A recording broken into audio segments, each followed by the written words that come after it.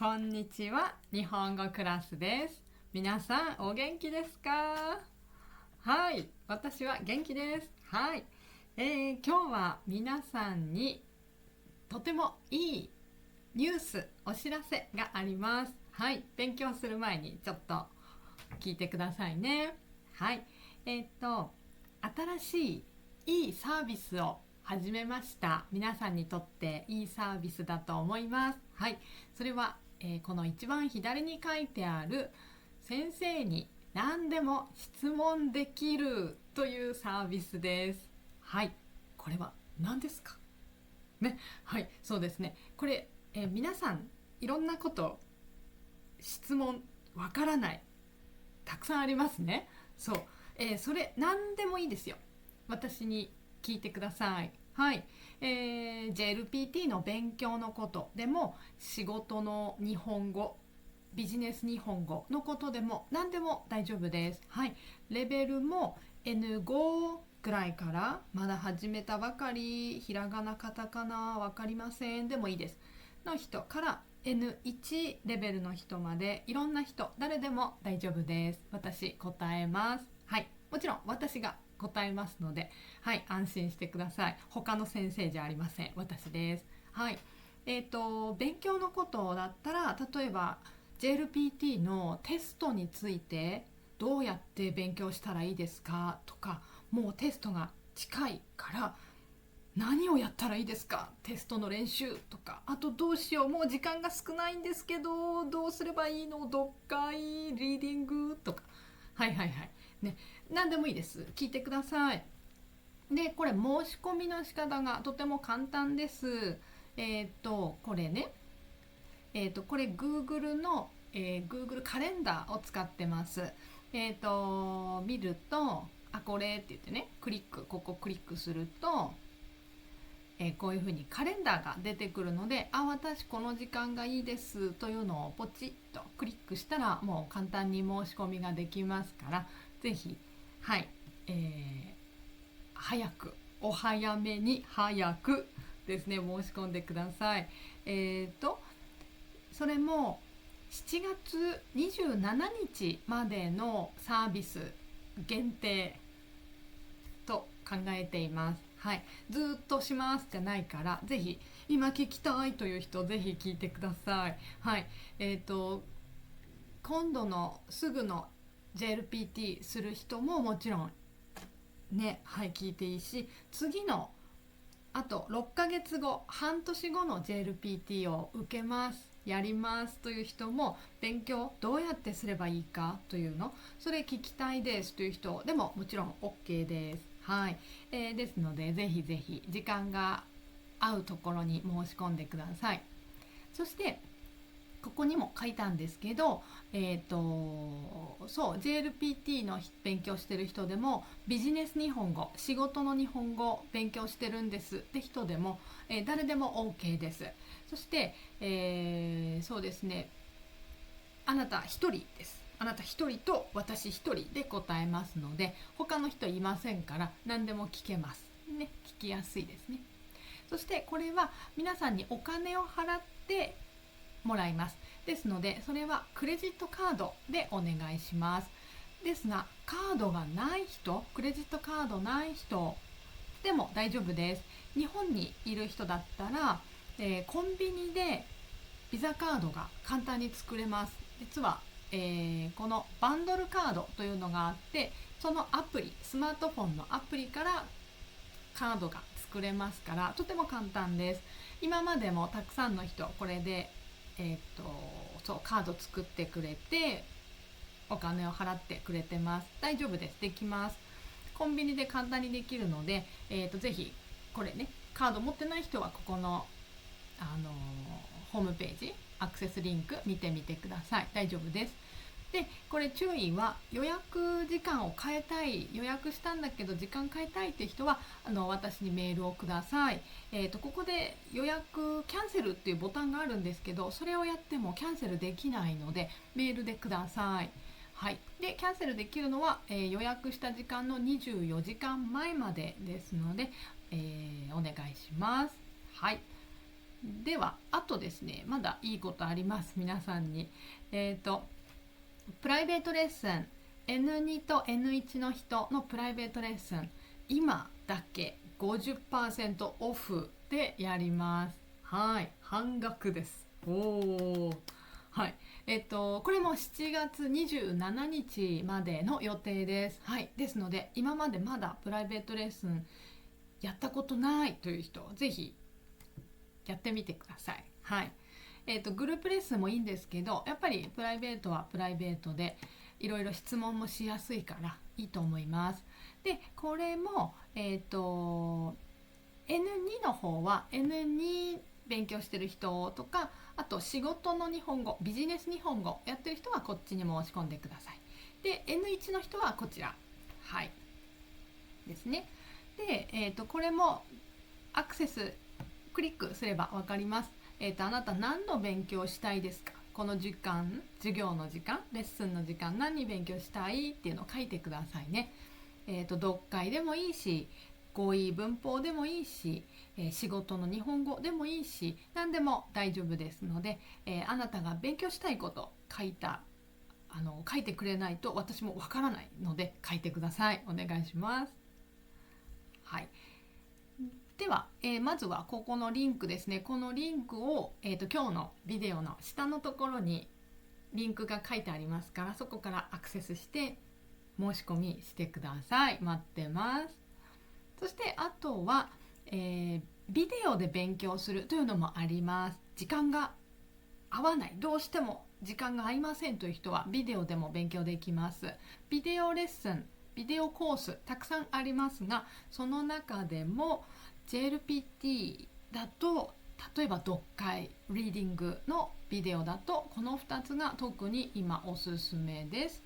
読解問題ですね。 JLPT の読解問題の、テスト、どうやって勉強すればいいか、あと合格するための読み方というのがあります。どうやれば合格しやすくなるかというのがあります。テクニックあります。このステップ1のビデオ、特におすすめです。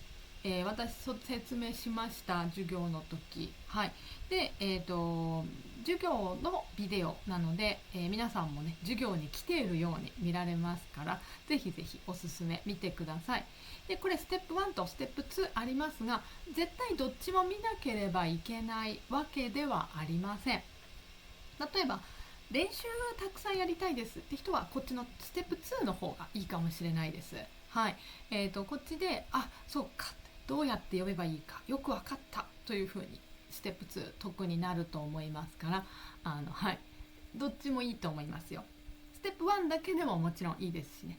ですので、これも私の今日のビデオリンクの下のところにアクセスリンク書いてありますから見てください。そして、いやもっと短いビデオでいいんですという人はこれもおすすめです。これもやっぱり読解ですね。中文のやり方、合格の方法、1時間説明してます。どうすれば合格しやすくなるか、テストの時どうやってテストの時間を使えばいいかとかテクニックがあります。それをシュッと1時間でまず話しているのがこのビデオです。はいね。N2 と N1 あります。はい、どちらもおすすめです。合格の方法しっかり説明してますから、ぜひぜひテスト前でもう時間ないんですという人はぜひこれいいと思います。この2つね、おすすめです。はい、では、この申し込みリンクは今日の下、ビデオの下のところに書いてありますから、そこからアクセスしてください。ビデオリンク下です。オンラインレッスンと書いてあると思います。ぜひぜひ来てくださいね。お待ちしてます。では皆さん勉強ね、頑張ってください。いつも応援しています。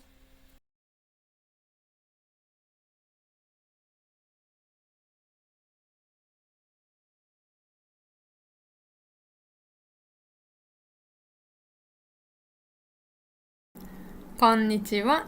日本語クラスです。皆さん、いつも私の YouTube を見てくださってありがとうございます。今日は皆さんとちょこっと読解ちょこっと読解 N1 練習をしたいと思います。はい、ちょこっとっていうのは可愛いですね。チョコみたい。ちょこっとは少しの意味です。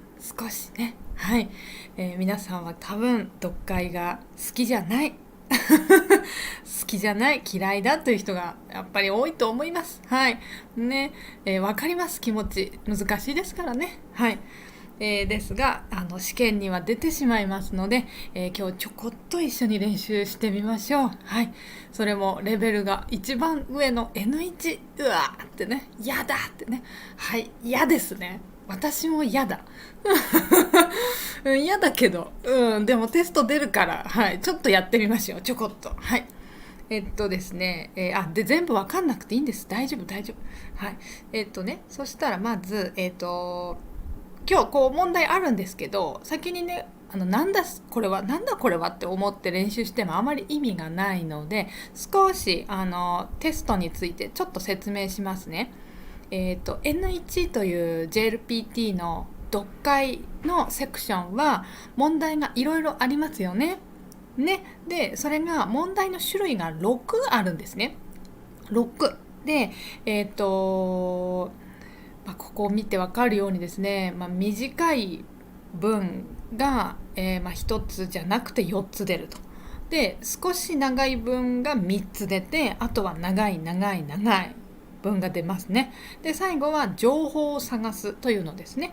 情報を探すのはそんなに皆さんは難しくないと思います。ね。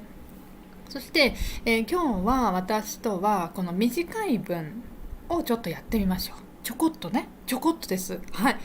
で、だいたいこの短い文は220字、文字の数です。字の数がだいたいこのぐらいなんですね。そう。だから今日はだいたいこのぐらいの、でももうちょっと少ないぐらいので練習してみようと思います。ちょこっとだから。はい。一つですよ、問題一つね。はい、じゃあやってみましょう。今日はこの書いてあることね、1ページ2ページ3ページあります。はい。で、今日最初に全部読んでみます私。でどのくらいわかるかなというのをちょっと自分でチェックしてみるといいかもしれませんね。それから一緒にちゃんと読んでいきましょう。確認しましょう。で今日の話の難しさね、難しさレベルがいろいろありますよ。 N1 の中でもこれ難しいっていうのと、これはそんなに難しくないっていう問題が本当にテストにいろいろ出るんですね。で今日の問題、私とやるのは一番5つが難しい。星5つ一番難しいけど、星3つぐらいだからまあ難しいってことですね。はい、じゃあ読んでみましょう。いきましょう。もう見たくないですって人は耳だけで聞いていいし、読みたいって人は一緒に私と、漢字の読み方とか意味とか分かるかなっていうのをチェックしながら、全部読んでみましょう。まず全部最初に読みますね。いきますよ。はい、最初はこれ。生徒が自ら学ぶ場合、指導者はいらないという仮説は自己学習の自立性を前提としている。はい、そして次いきます。今日は読み方一つも書いてないですからね。はい、いきます。インターネットでの情報収集は可能だが、指導者は知識の体系化や批判的思考の促進など学びを深める重要な役割を果たしている。はい、そして次が最後です。完全に一人で学習できる状況は理想ではあるものの、現実には指導者のガイドが学びをより豊かにする要素だと言える。はい、ここまででした。はい、ちょっと今日のは本当の試験の短い問題よりちょっとだけ短いです。もっと短いです。だから本当の試験はもうちょっと長いです。はい、このね短い問題のねよりもちょっと長いのが試験に出ますね。はい、じゃあ行きましょう。どのくらい分かったか。はい、じゃあ1ページずつ確認します。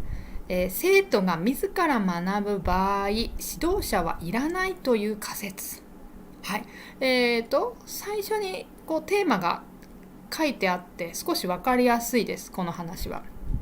はい、生徒が自ら学ぶ。自らっていうのは自分の字ですよね、これ。だから自らっていうのは自分でって意味です。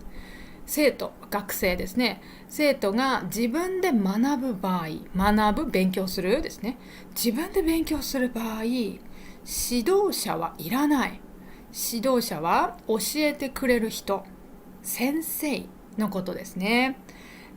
もちろんこれ学校の先生だけじゃなくてもいいんですよ。何か趣味で何かを勉強している。で、それについて詳しい誰か、隣のおじさんとか自分の親とか、そういうのでもいいです。その人も指導者になりますね、教える人だから。で、だけど学生さん、勉強してる人が自分で勉強する場合は先生はいらないという仮説っていうのはそういうことがあるかもしれないと考えることですね。仮説は自己学習の自立性を前提としている。自己学習、自己は自分のことですよね。自分で勉強する自分で勉強することの自立性、これは本当に難しいですね。 N1 レベルのいい語彙ですね。これね、覚えましょう。自立性と言います。性と言ったらね、もう知っていると思いますが、何かの特徴ですよね。例えばとても心配してしまう人は心配性っていうし、はい、何々症、不安症とかね、不安になりやすい症とかね、症ですこれね。自立性、ここでは性と読むけど、そうだな、これ自立っていうのは自分でやるってことです。自分でやる。他の人に教えてもらうとか、頼る。分かんないから教えてくださいとか、そういうこともしないし、自分でやりますって。自分で決めたことだから自分でやりますっていう時。なんかこれ、自立性です。はい。で、自己学習の自立性を前提としている。前提としているっていうのはよく JLPT に出てきますね、言い方。この条件があるからこれでやります。これでしますってこと。だから前提、例えばそうですね、 JLPT は特に条件がないんですよね。試験受けるとき、例えば N1 受ける人は N2 を持っていないといけません、合格していないと入れませんということはないから、N2 の合格を前提としているとは言わないです。何もテスト受けたことない、合格してないけど N1 を最初から受けるっていうことはやってもいいですよね。だから前提としているとは言えなくて、例えば何々を前提、何かの条件って思ってください。何かができているから次のことができるんですっていうこと。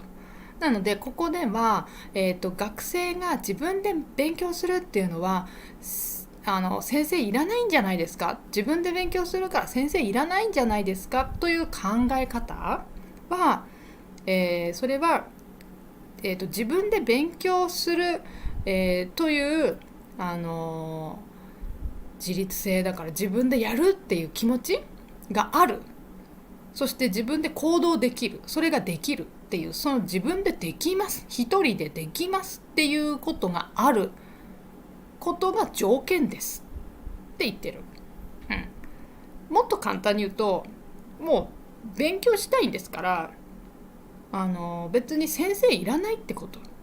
JLPT の勉強でもいいですよ。例えばJLPT の勉強したいとか、漢字の勉強したいとかね、漢字って綺麗だから書いてみたいっていう人結構ヨーロッパでとかアメリカとかでもねいらっしゃいますよね。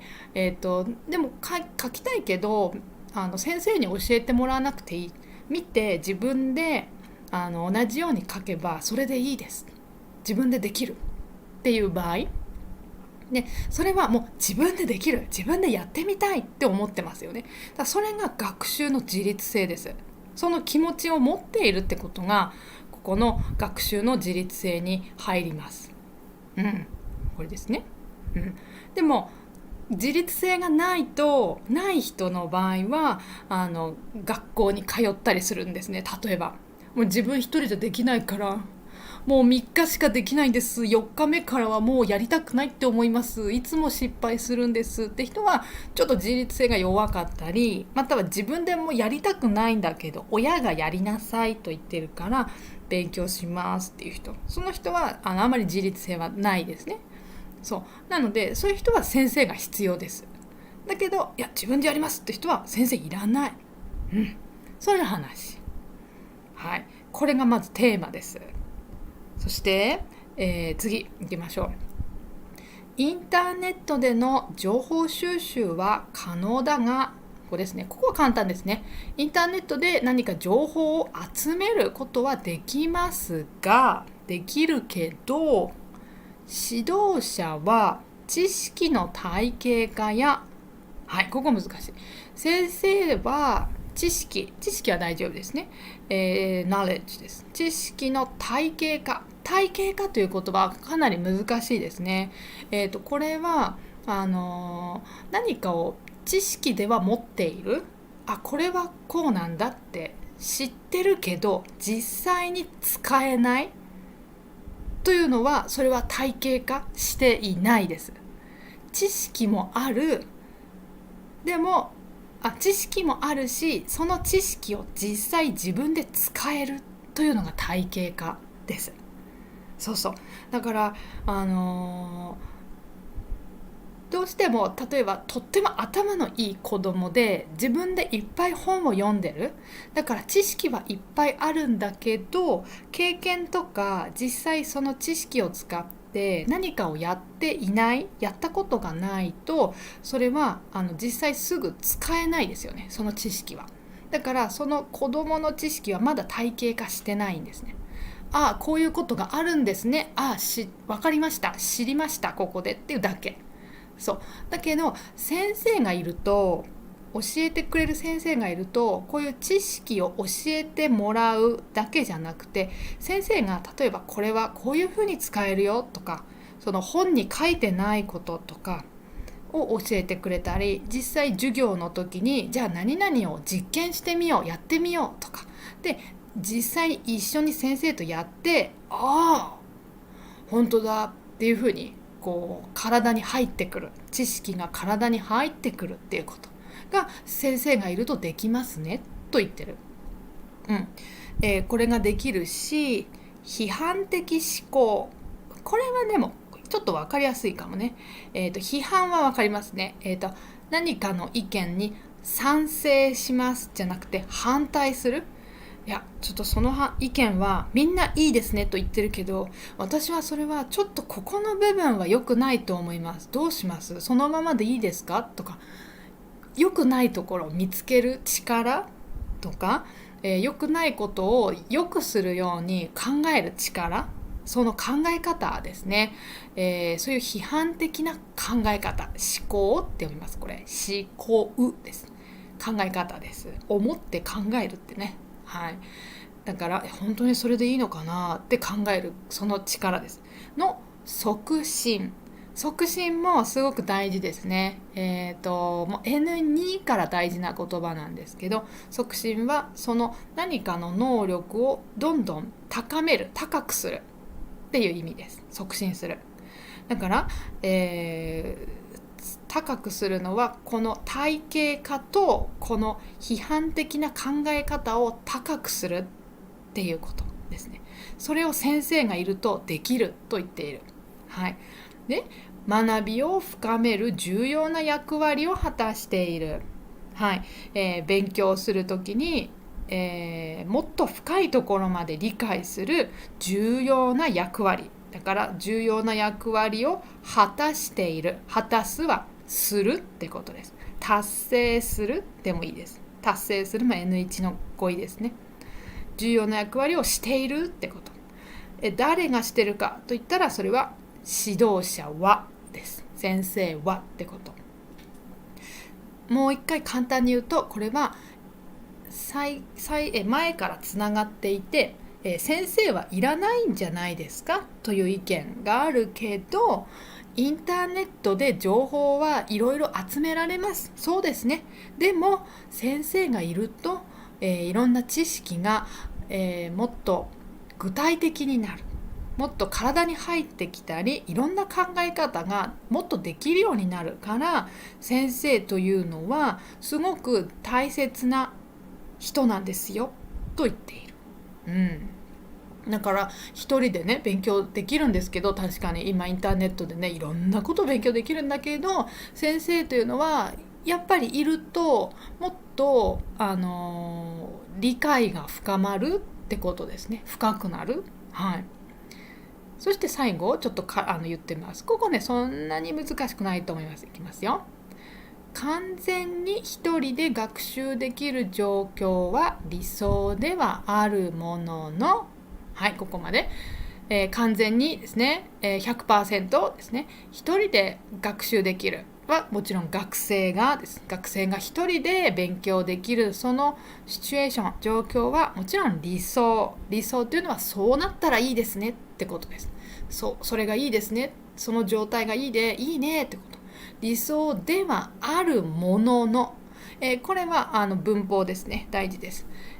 あるもののって言ったら、これはですが、でもの意味です。しかしの意味です。何々ではあるものの。知らない人は、文法の本見てください。これ N2、N1 どっちにも書いてあるかもしれない。はい。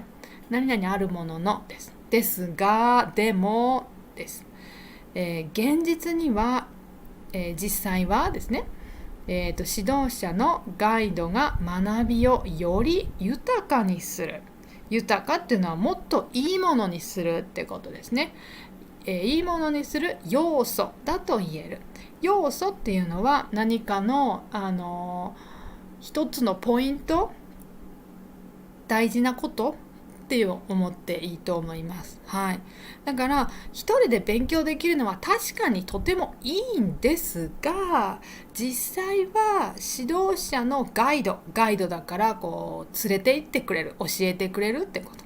先生が何か教えてくれて、勉強するともっとよりっていうのはもっともっとの意味ですね。もっと深く勉強がよくわかるようになる。または、本に書いてないインターネットではわからなかったことが先生がいることで、先生から直接教えてもらうことで、もっとわかるようになるっていう意味です。で、だから先生がいるとその理解が、学びが、勉強がもっと深くなる。すごく大事な人だと言えます。そうですっていうこと。言えるっていうのはそうですねっていう意味です。はい。っていう話でした。はい。どうだったでしょうか。難しいかもしれないけど、今私と一緒に読んで少しでも分かればいいんです。はい。20% でも 30% でもいいんです。はい。全然分かんなくても漢字の読み方今ちょっと覚えると、今日のは N1 の漢字たくさん出てましたので、はい、この自立とかね、はい、覚えておくとまた少し合格に近づきますので、漢字もねもちろんテスト出ますからね。はい。ということで、もっと私の YouTube チャンネルでもいろいろ勉強できます。はい。読む練習 N1 のレベルのものも YouTube にあるし、あと合格の方法というのを前に説明しました。これとかリーディングはどうやったら合格するかというのね、はい、チャンネルにありますので、じゃあ今日リンクを、コメントに書いておきます。ぜひ見てみてください。これはね、毎年皆さん見て、使ってもらってますので、はい。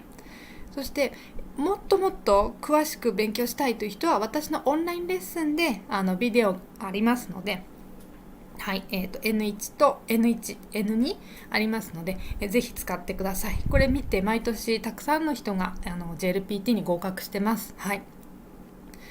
そして、プライベートレッスン、私のプライベートレッスンで、読解を一緒に私と勉強している人もいます。はい。試験近いので、読解だけじゃなくて、他の文法とか漢字とかも一緒に勉強している人もいます。いろいろです。はい。よかったら使ってください。詳しくは私のオンラインレッスンのリンクを見てください。リンクは今日のコメントのところに書いておきますね。はい。そこからいろいろ見られます。はい。一緒にぜひ勉強して合格しましょう。頑張りましょう。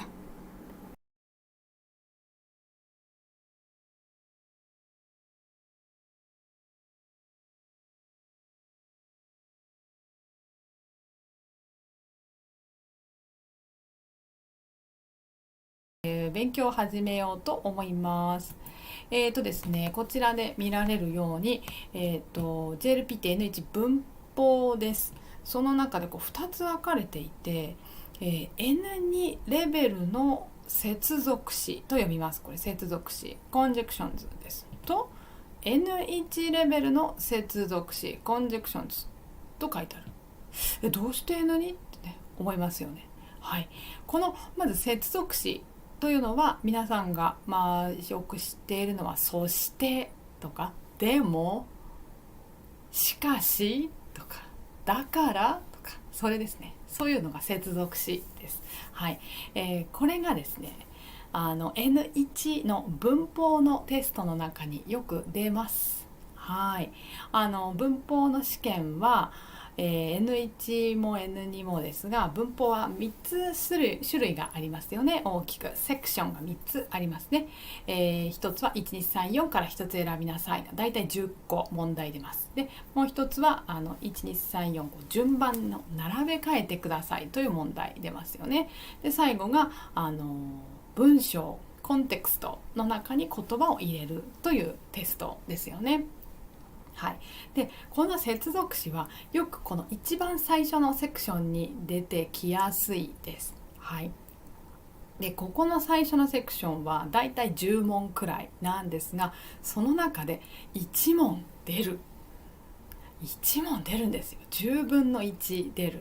はい、10% 出るんですね。これはできれば得点ポイントが取れますね。ということは接続詞を勉強しておくととてもいいということです。はい、そしてこの接続詞の問題が実はですね N1 レベルの接続詞が問題に出るだけではなくて N2 レベルの接続詞の問題も N1 なんです。でも N2 のテストのことが出るんです。はい、そのくらい接続詞は難しい。はい、そして、N2 のレベルの接続詞と言われているけどそれも難しいですね。 N2 レベルなんだけど十分難しい、はい、というのが N1 でも出やすいです。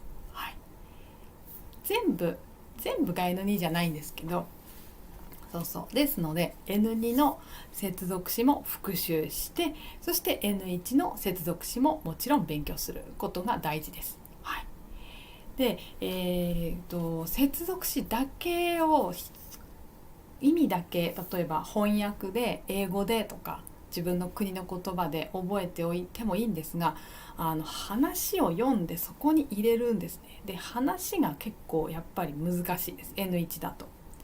でなんかどれか全然わかんないみたいな。翻訳だと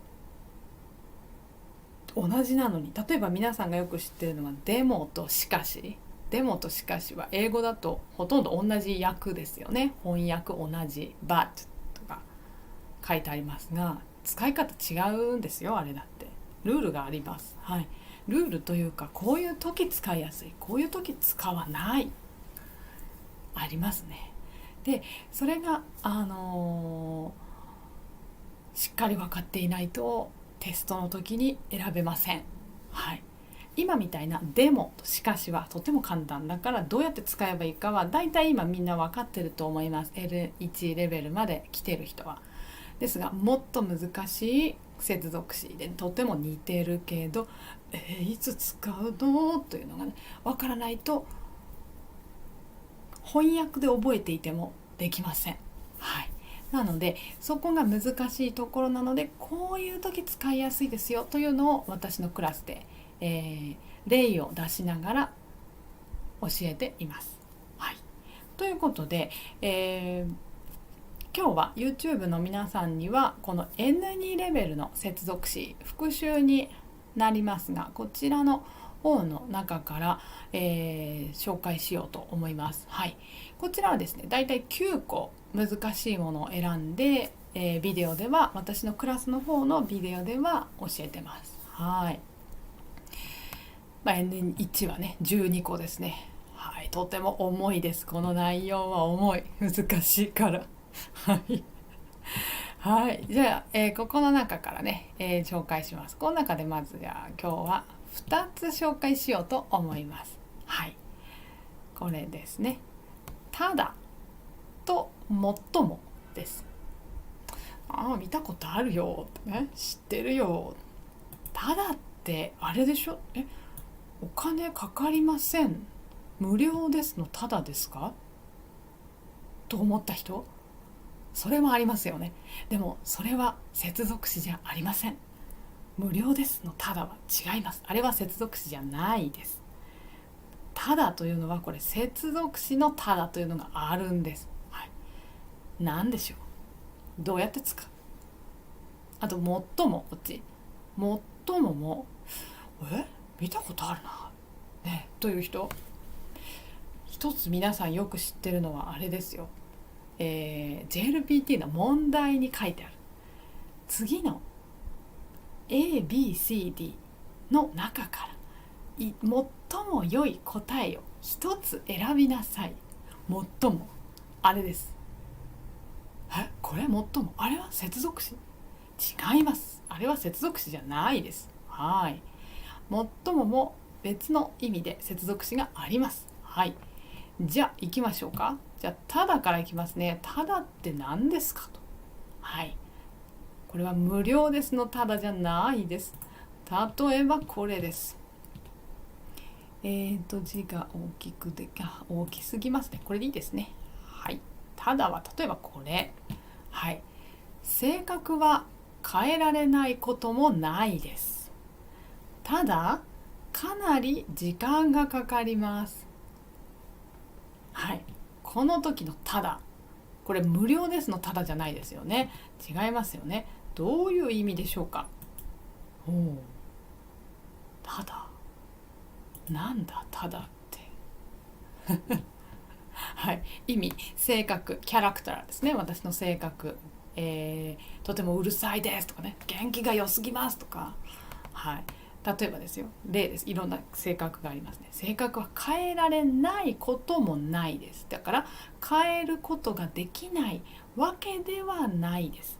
変えること絶対できないじゃなくて、10%、20% くらいできる人もいますよ。そういう意味ですよね。変えられないこともないです。できる時もあります。そういう意味です。ただかなり時間がかかります。かなりはとてもですね。とても時間がかかります。はい。ここで使うただの意味はこれですね。長いですね。A ただ B だと、ここの B というのは A の内容に、ここです。A で話したことに軽くでいいんです。ちょっとだけ気に留めておきたいことを言います。気に留めておくって何ですか？気に留めておく。これは言葉難しいですね。気に留めておくというのはちょっと注意しておく。忘れないでおくことです。はい。忘れないでくださいね。こういうことあるんですよとちょっと言うことです。気に留めておく。だから、これさっきの性格は変えられないわけではないですよ。できますよ。みんなできますとか簡単ですじゃないけど、で絶対できませんじゃない。できる時も、あります。時々できます。頑張ればできますと。ですがちょっと忘れないでください。忘れないでくださいね。性格変えるのはとても時間かかるんですよ。それを忘れないでくださいねということです。はい、忘れないで、ね、気をつけて、それです。気に留めておきたいこと、そういう時にただと言います。はい、例えばこれもです。忘れないでねという意味ですよ。ただいきます。使い方です。例です。一緒にお買い物に行ってもいいよ、ただおとなしくしててね。何ですかこれ。ただ、さっきと意味は同じです。無料ですのただじゃないです。忘れないでねの意味です。この話、誰が誰に言いますか？一緒にお買い物に行ってもいいよ、いいよと言ってますから、これはビジネスで使う、仕事で使う日本語じゃないですね。友達とか家族に使う言い方ですよね。いいよ、おとなしくしててね。おとなしく、これは大人、子供の大人ですよね。そうですそうです。これおとなしくというのは、これちょっと言葉あまり知らない人もいるかもしれません。おとなしくというのは、静かにしてね、静かにしてね、走ったり泣いたりギヤーしないでね、そういう意味です。おとなしくしましょう。さあ、誰が誰に言いますかこれ。そうです。お母さんとかお父さんとかが誰に言います？子供に言います。子供に言います。はい。子供が言いました。子供がまだ小さいんです。5歳とか4歳とか3歳とか。はい。お母さん、マーマーってね。ママ、僕も一緒にデパート行きたい、ね、それお母さん、困った。そうね。一緒に行ってもいいんだけど、一緒に行くとこの子はうるさい。デパート走ったり、あれが欲しいこれが欲しいって泣いたりとか、ね、うるさい。だからどうしようかな、連れてくか連れて行かないか、どうしようという時、お母さん思います。子供に言いますね。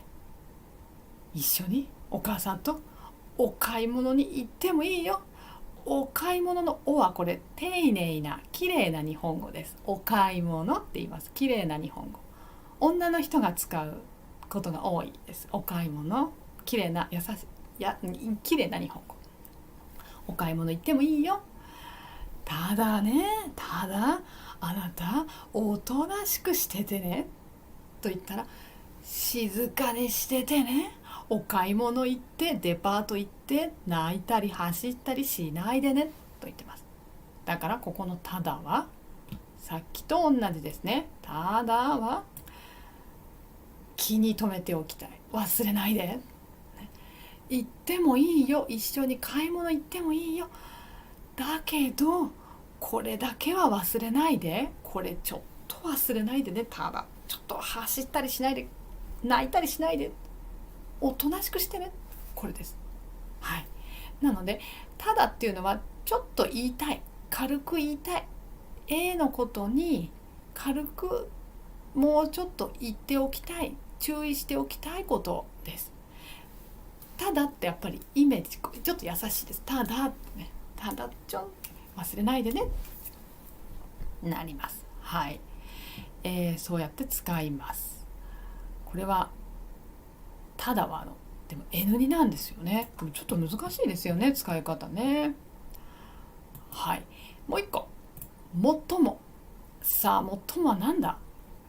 接続詞の最もは何かというと、これです。例がいくつかあるんですが、先にこっちの例を先にね見せますね。6歳からバイオリンを習っています。最も独学ですけど、なんだこれ。ちょっと先に言っておきますよ。最もはみんなが知ってるABCD の中から最も良いものを一つ選んでください。最も漢字はこれです。皆さんがよく使う、よく読んでるのはこれ。最も、一番の意味、一番いい答えを選んでくださいですよね。あれ、最もこれですね。でも接続詞の最もはこれじゃない、一番の意味じゃないです。全然違います。これです。一番の意味じゃないです。もう一度読みます。6歳からバイオリンを習っています。バイオリンはあれですね、これね、楽器ですね。ピアノとかバイオリンとかギターとかのバイオリン習っています。独学です。独学は一人で勉強する、学ぶ。そうです。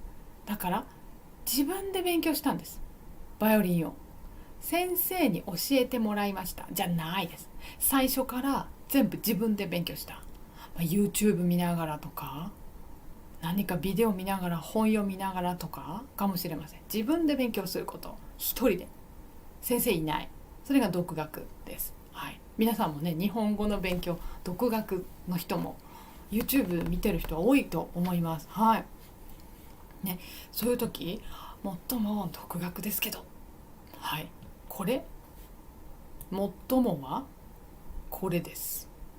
よいしょ、ちょっといっぱい書いてあるんですが、ここです。ここ見てくださいね。X です。これは×じゃなくて X、 ABCDE の X、 アルファベットの X、 最も Y、 これは相手に知っておいてほしいことを言います。 Y には相手にちょっとこれはちょっと伝えたい、言いたいインフォメーションですという言いたい時、知っておいてほしいことの時に最もって使います。 Y に入るのは、例えば何かの理由、事実、本当のこと、条件、例外、エクセプションですね、制限とかが入ります。はい。で、相手に知っておいてほしい。ちょっと、いや、さっきの見ますよ。知っておいてね。独学ですよ。私ね、6歳からバイオリン習ってます。やってます。ここ習っていますじゃなくて、弾いていますでも OK です。はい。いやでもね、上手だと思わないでくださいね。私もう20年くらいもうねやってますけど、上手だと思わないで。いや、ちょっと私の知っておいてほしいこと、あなたに知っておいてほしいこと言いますよ。独学です。自分で勉強したんです。だからそんなに上手じゃないですと言いたいんですね、この人ね。独学ですけどそんなに上手じゃないです。そうで、ここよく見ると習っていますって書いてるから、私が書いたんですけど、これあれですね、YouTube とか見てるんですね。 YouTube とか見て、自分でYouTube 見ながら自分で勉強してやったっていう意味だと思います。はい。YouTube から習っている、そういうイメージですね。はい。皆さんもね、私の日本語クラスの YouTube から習っている、そのイメージです。はい。でも他に先生いないだったら独学です、それは。じゃあこっちもいきますよ。これも最もの例です。はい、いきます。よいしょ。はい。来年はモルディブに行こうと思っています。もっとも1週間以上休みが取れればの話ですが、はい。来年はモルディブに行こうと思っています。モルディブ、YouTube 見てくださってる方は知ってる人多いと思います。モルディブ。日本語の発音だとモルディブです。はい。島ですね。インドとかスリランカの近くにある国なんですが、小さい島がいっぱいあるんですね。で、海がもう周りにいっぱいあるんですけど、とても海が綺麗なところで有名です。はい。モルディブですから、海がとっても綺麗だから、世界中から人がバカンスで休みの時来て、ダイビングしたりダイビングして魚見たり、ビーチでゆっくりしたりはーってねしたりするところがモルディブです。はい。日本人もよく行きたいところの一つです。はい。で、来年は行きたい、モルディブに行こうと思っています。もっともこれで最近のねちょっと忘れないでください。あなたに言っておきたいですですよね。相手に忘れないでほしいこと、知っておいてほしいことですよね。知っておいてほしいことがあります。それは1週間以上休みが取れたら、取れれば行くという話なんです。だから休み取れなかったら、1週間以上休み取れなかったら行きませんということです。はい。ここモルディブ行って1日で帰ってくるはちょっと早すぎます。つまらないです。はい。もっとゆっくりしたいですから、はい。だから1週間以上休み取れたらと言ってます。はい。だからここ最もの後1週間以上休みが取れればの話ですが、これはさっきの中だと、条件ですね。いや行きたいんです、モルディブ行きたいんです、でもこの条件が OK だったら行きます、そういうことです。はい。じゃあもう一つ例あります。これです。彼は英語と日本語の両方を話せます。もっとも小学生までアメリカにいたから当たり前かもしれませんが、どうですか？わかりました？意味と彼、誰かわかりません。誰かね、山田さんでもいいですよね。あの人、山田さんは英語と日本語両方話せます。ペラペラです。とても上手。いやでもちょっと忘れないでくださいね。これです。相手に知っておいてほしいことですね。はい。あの人、山田さんは小学生までアメリカに住んでいたんです。だからそうですよね。当たり前です。当然かもしれないですけどね。英語もペラペラなの当然ですね。でお父さんとお母さん日本人だから日本語もペラペラです。という時だから、これはそうですね。どれかに大体なると。最もの後は小学生までアメリカにいたから当たり前かも。事実とかでもいいし理由でもいいですよね。ここね、最ものここね。はい。だからここで最もって使って OK なんです。変じゃないです。はい。ちょっと相手に知っておいてほしい。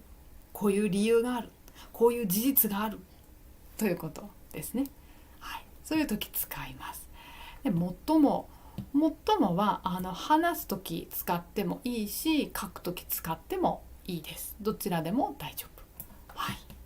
ただ接続詞というのはこれは書く時しか使えないとか、使えないわけではないですが、その時よく使うとか話す時よく使うとかどちらでもよく使うとかいろいろありますね。はい。その接続詞の性格キャラクターがあります。はい。そうそうそう。ということで、今回はねただと最もを紹介しました。皆さんがちょっと多分私もそうなんですけど、私もね最もって一番の意味と思ったり、ただって無料の意味ね、これだけ見ると思うんですが、接続詞だと意味が全然違いましたね。そう、このようにですね他にも N2 に関してはまだあと全部で9個あと7個私クラスのビデオで説明してますし、N1 レベルの接続詞もあと12個、はい、勉強します。ですのでもっとね勉強したいなという人はぜひクラスに来てみてください。例をもちろん見せながらしますので分かりやすいはずです。はい、そして練習もねこういう文の時はどれが入ると思いますかって練習もしますので、はい、ぜひぜひよかったら来てみてください。接続詞が分かると文法と読解が分かるようになります。ですから接続詞は大切なんです。この接続詞をもっと勉強しましょう。私のビデオレッスンで勉強できます。N2、N1 の接続詞、全部で21個勉強します。そして練習問題もします。ビデオはここから申し込みができます。ビデオを見てたくさん練習してください。テスト勉強頑張ってください。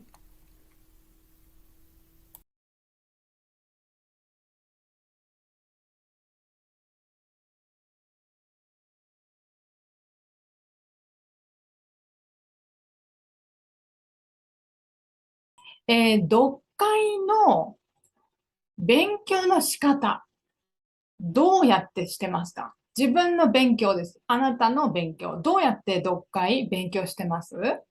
うん。ね、本を使って勉強します。もちろんです。そうそうそう。もう本使って勉強しますね、もちろん。でも、どうやって勉強してる？はい。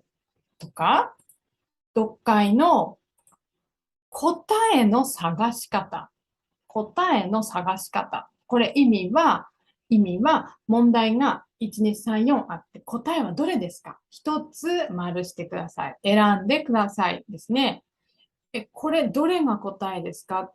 どうやって答えを選びますか？どれが答え？例えば私は3だと思います。どうやって決めましたか？これ大事です。はい。ね、この2つはもう大切です。もちろんです。勉強の仕方。どうやって勉強してますか？テストまでどうやって勉強しますか？準備しますか？そう。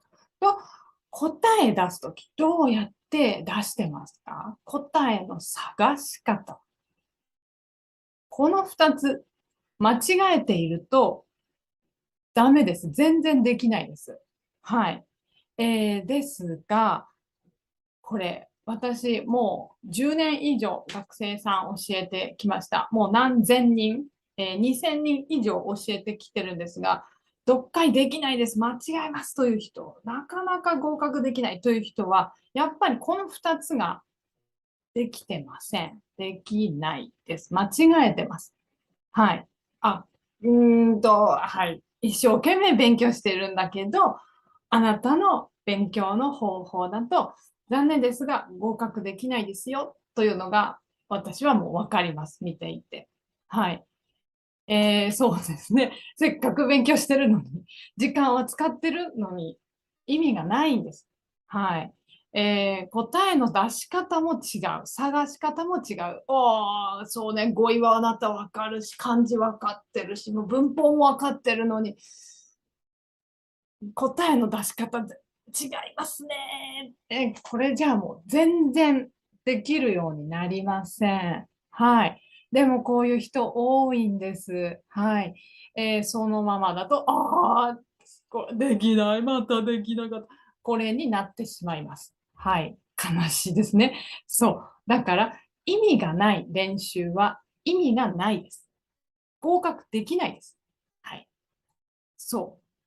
意味がない勉強の仕方、ずっと頑張っても合格はできないです。残念ですが、できないです。答えの探し方も、これもちゃんと方法があるんですね。はい。それも、うん、テストの時間決まってますよね。この時間の中で答えを出してください。時間が決まっている。短い時間でも答えが出せます。はい。これ知らないと、ずーっと合格できないです。JLPT 合格できないですね。残念ですが。うん。ですので、これを、私、教えたいと思います。はい。これ知ってると、あ、そっか。あ、前より簡単に読めます。皆さんよく言います。あ、そっか。そんなに大変じゃないですね。合格するためにすることはそんなに大変じゃなくなった。もっと前より簡単になりましたという人多いです。はい。読解も教えてます。はい。でも YouTube じゃありません。YouTube ではほとんど教えていません。教えてるのは私のオンラインコースの中です。そこでビデオレッスンがあります。はい、これも YouTube で見ることができません。はい、できません。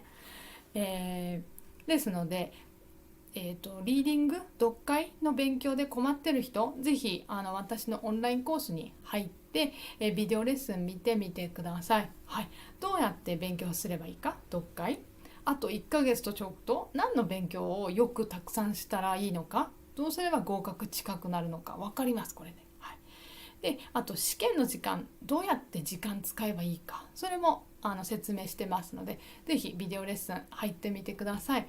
そういう合格するための方法はこの中文のやり方というコースで分かります。はい、ですのでまずここに入って、中文のコースで勉強、次長文のコースで勉強、そして短文のコースで勉強がいいかもしれません。はい、これを見て合格している先輩たちたくさんいます。はい、ですのでぜひぜひ皆さんも使ってくださいね。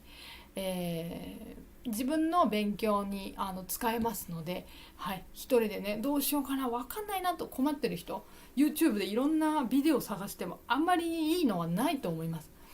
なので、まずこれ見てみてください。はい、早くいい方法を知った方がいいです。時間なくなります。試験の日が来ますよ、早くしないと。ですので、まずこれ見てみてください。N1 のリーディングも同じです。システムは同じ。ビデオレッスンあります。 YouTube で見ることはできません。はい、ですのでよかったら、N1 の人もぜひこちらの N1 コース入ってみてください。コース3つありますよ。で、このどちらもですね、ビデオレッスンいいところ大きく3つあります。1つ、いつでも見られます。ビデオレッスンですから。そしてリピートできます。ビデオ何回でも繰り返して見られます。はい、最後、本を買わなくていいです。自分で、ごめんなさい、練習問題します。そこでこのコースでこの問題は私が皆さんに見せます。 PDF で見せますから本を買わなくていいです。はい、大丈夫です。 N1 も同じです。本買わなくていいですからね。このリンクから申し込みができます。mosh.jp、 このリンク今日のビデオの下に書いてあります。はい、あとメッセージのコメントのとこにもリンクあります。そこをクリックでホームページにジャンプ、そこから申し込みしてください。待ってます。